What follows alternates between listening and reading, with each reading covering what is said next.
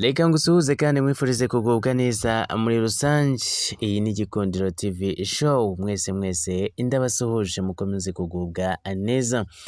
Ni za nzozi zacu rero tugarutseho cyane. Ahangaha rero tugarukanye n'inzozi zacu zo kuba wari ufite inka ndetse ngo iyi nka ikaza gupfa, ariko nyuma ukarota yaragarutse, cyangwa se warayiriye nanone ndetse ukarota yagarutse, ukarota uri kuyiha ubwatsi, cyangwa se ukarota urimo kuyigaburira bisanzwe, cyangwa se niba warakinaga nayo ukarota urimo kugenda ukina nayo. Ibi byo bisobanuye iki? Ahangaha rero ndaje nkunyuriremo cyane, abantu benshi bagiye bambaza iki gisobanuro. Dore ibisobanuro bikunze gutangwa. Ahangaha ikimenyetso cy'umutungo n'imigisha. Ahangaha bisobanuye ikimenyetso cy'imitungo n'imigisha mu muco nyarwanda no mu myemerere myinshi. Inka ihagarariye ubukungu, umugisha, ubuzima. Kuyirota rero igarutse bishobora gusobanura ko hari amahirwe, umutungo cyangwa se umugisha wigeze kubura ugiye kugaruka mu buzima bwawe.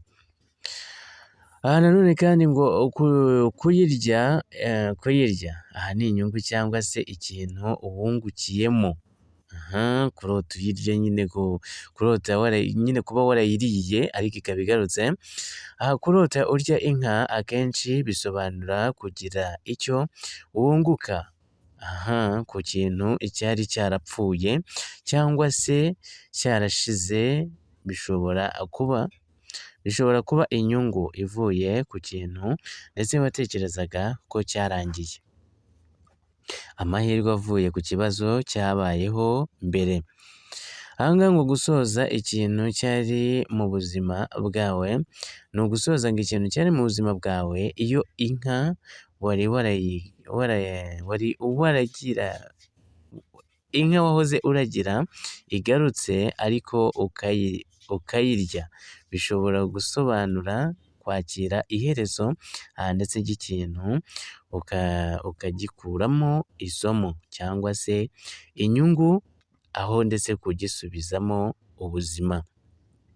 Kuri step ya 4 basobanura neza ko ngo kwibuka ibyahise ni amarangamutima. Inzozi zishobora no kugaragaza kwibuka ibyiza byahise, nicyo byaguhaye, aho kuba icyifuzo cyo kubigarura uko byari bimeze.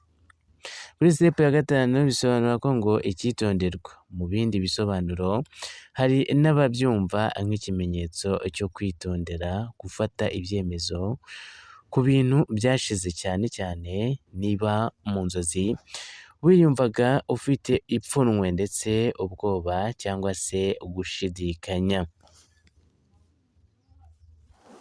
Icy'ingenzi cyane ni uko ibisobanuro by'inzozi biterwa n'uko wiyumvise.